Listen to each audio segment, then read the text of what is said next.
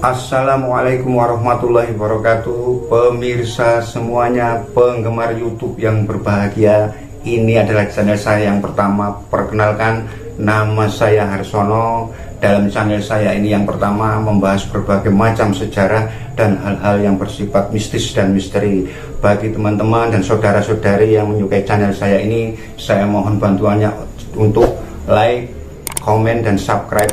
Atas bantuannya saya ucapkan banyak terima kasih. Assalamualaikum warahmatullahi wabarakatuh. Salam seduluran. Assalamualaikum warahmatullahi wabarakatuh.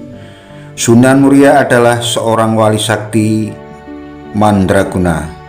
Sunan Muria adalah putra Sunan Kalijaga. Bukti Sunan Muria sakti dan kuat fisiknya adalah letak padepokan atau pesantrennya yang berada di atas gunung. Jarak tangga dari bawah bukit sampai ke makam Sunan Muria 750 meter. Bisa kita bayangkan kalau setiap hari Sunan Muria dan istrinya beserta murid-muridnya harus naik turun untuk berdakwah kepada penduduk setempat, dan hal itu tidak bisa dilakukan tanpa adanya fisik yang kuat.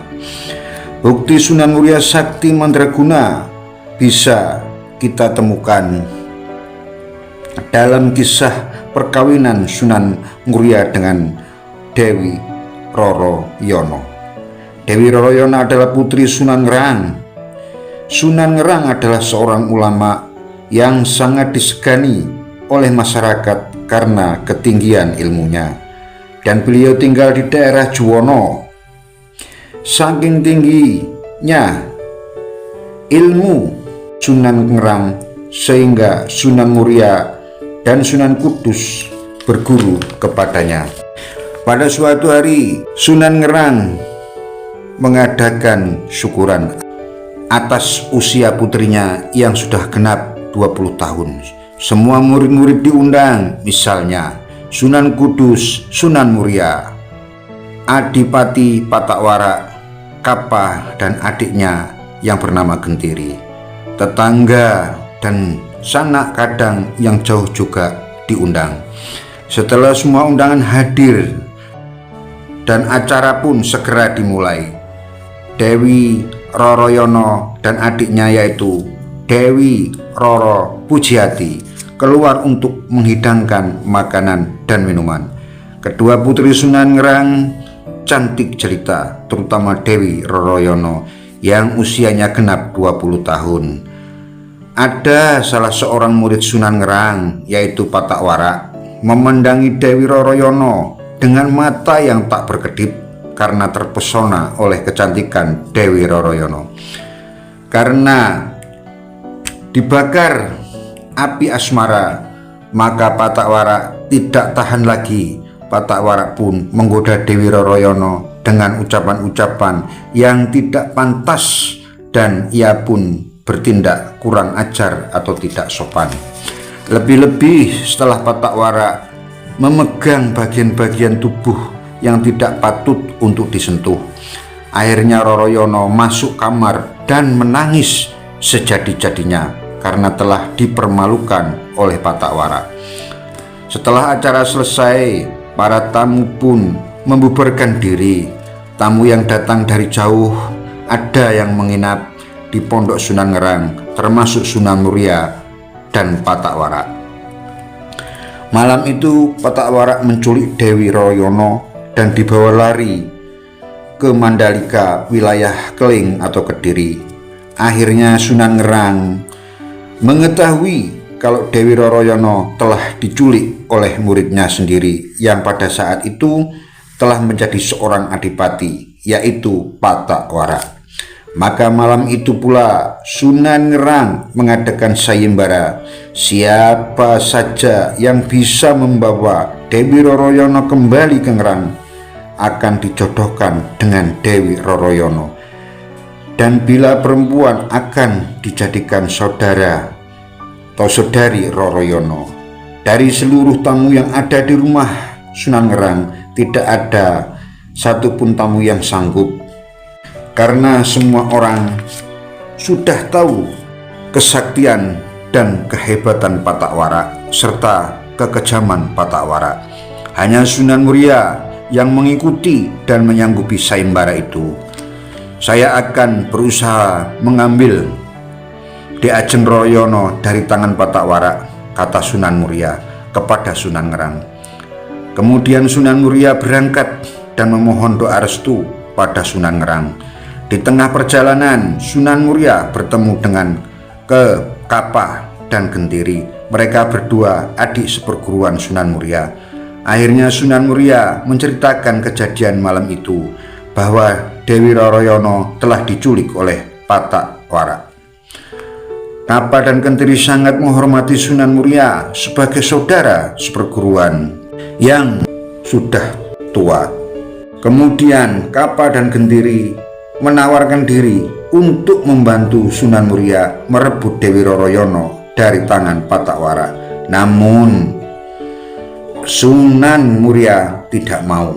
Beliau pun mengatakan bahwa beliau sanggup menghadapi Patawara sendirian dan merebut Dewi Roroyono.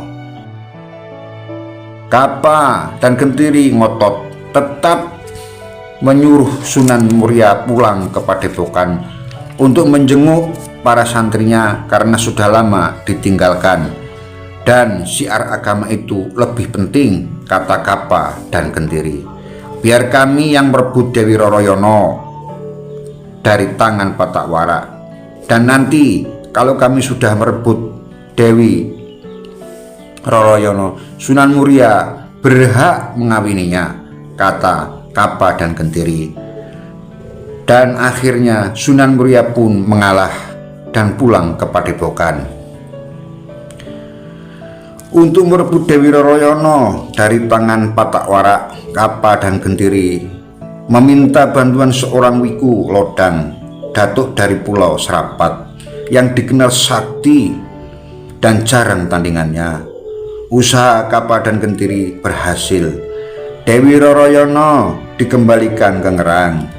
Di hari selanjutnya, Sunan Muria pergi ke Ngerang ingin mengetahui hasil usaha Kapah dan Gentiri. Di tengah jalan, Sunan Muria bertemu dengan Adipati Patawara. "Hai Patawara, berhenti kau," bentak Sunan Muria. Patawara yang naik kuda pun berhenti karena dihadang Sunan Muria di hadapannya. "Minggir, minggir kau, minggir, jangan kau halangi jalanku," bentak Patawara. "Mana Dewi Roroyono?" bentak Sunan Muria. "Bodoh, goblok, tolol. Roroyono sudah dibawa Kapah dan Gentiri.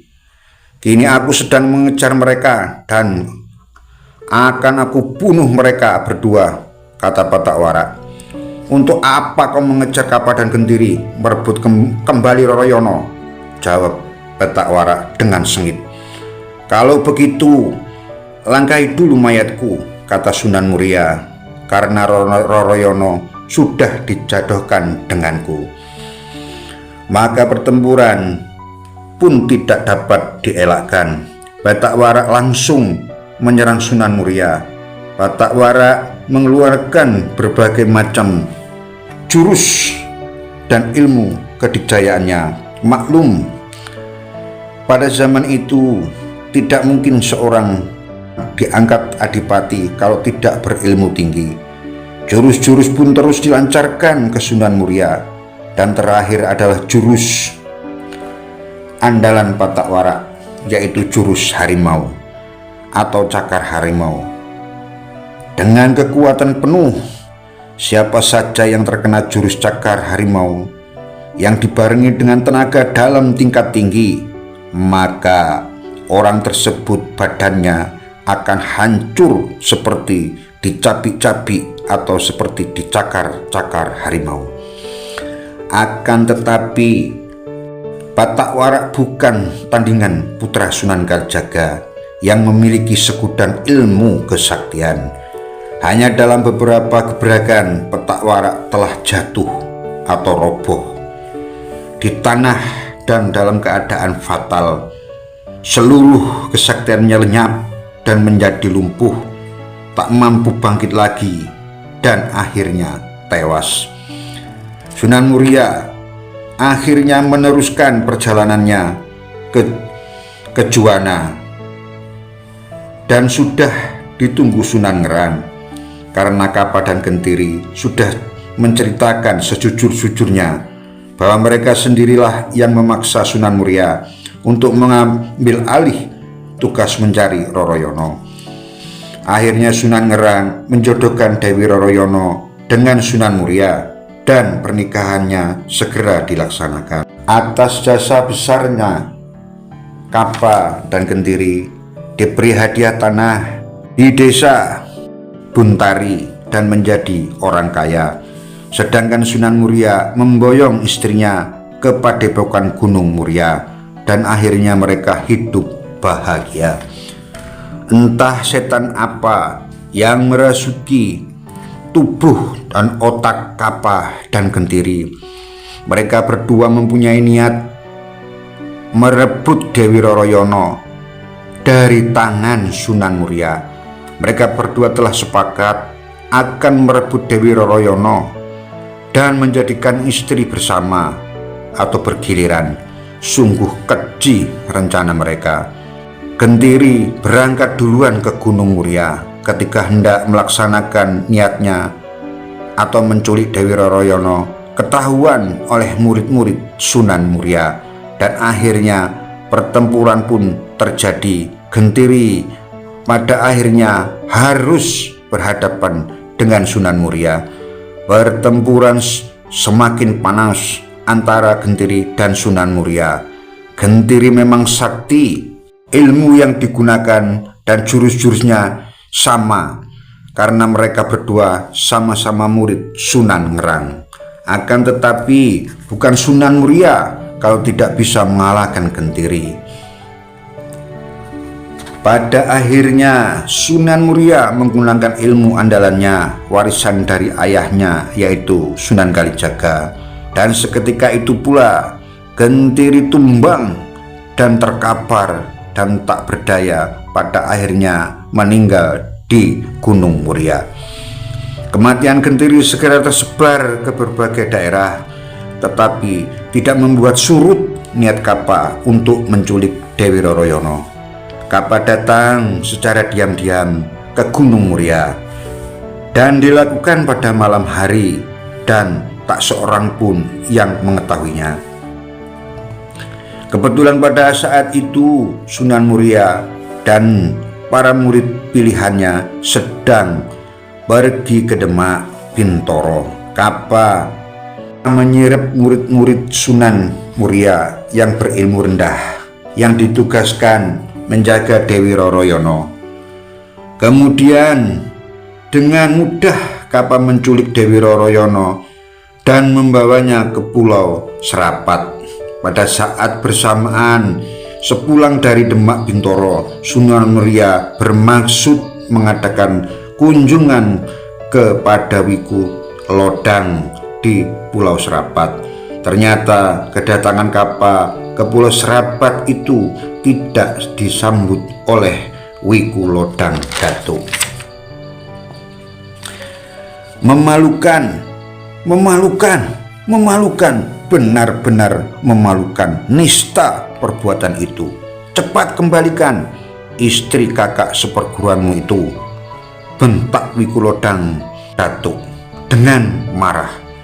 Kenapa guru tidak membelaku? Aku ini kan muridmu, kata Kapa kepada Wiku Lodang. Sampai kapanpun aku tidak akan membela kebejatan budi pekertimu. Perdebatan mereka antara murid dan guru itu berlangsung lama. Tanpa disadari mereka berdua, ternyata Sunan Muria sudah ada di situ. Betapa terkejutnya Sunan Muria melihat istrinya tergolek di atas tanah dengan keadaan tangan dan kakinya terikat. Begitu Kapa mengetahui kedatangan Sunan Muria, Kapa tanpa basa-basi langsung menyerang Sunan Muria. Sunan Muria pun meladeninya. Kapa mengeluarkan jurus-jurus andalannya. baik jurus-jurus dari Sunan Ngerang atau seluruh ilmu yang didapatkan dari Wiku Lodang. Datuk begitu terjadi perkelahian sang sengit itu, Datuk Lodang menjauh, tidak membela Kapa muridnya itu. Wiku Lodang berjalan mendekati Dewi Roroyono dan melepaskan tali yang ada di tangan serta kaki Dewi Roroyono. Bersamaan dengan terlepasnya tali pengikat di tangan dan kaki Dewi Roroyono, terdengar pula teriakan keras dari mulut Kapa. Ternyata pengerahan dengan aji kesaktian yang dilakukan Kapa berbalik menghantam dirinya sendiri. Itulah kehebatan ilmu yang dimiliki Sunan Muria, mampu membalikkan serangan lawan karena Kapa menggunakan aji pamungkas, yaitu puncak kesaktian yang dimilikinya. Maka ilmu itu merenggut nyawanya sendiri dan Kapa tewas pada saat itu juga. Setelah Kapa tewas, maka mayatnya dikuburkan oleh gurunya, dan Sunan Muria bersama istrinya Dewi Roroyono kembali ke padepokan di Gunung Muria dan hidup bahagia selamanya. Sekian dan terima kasih.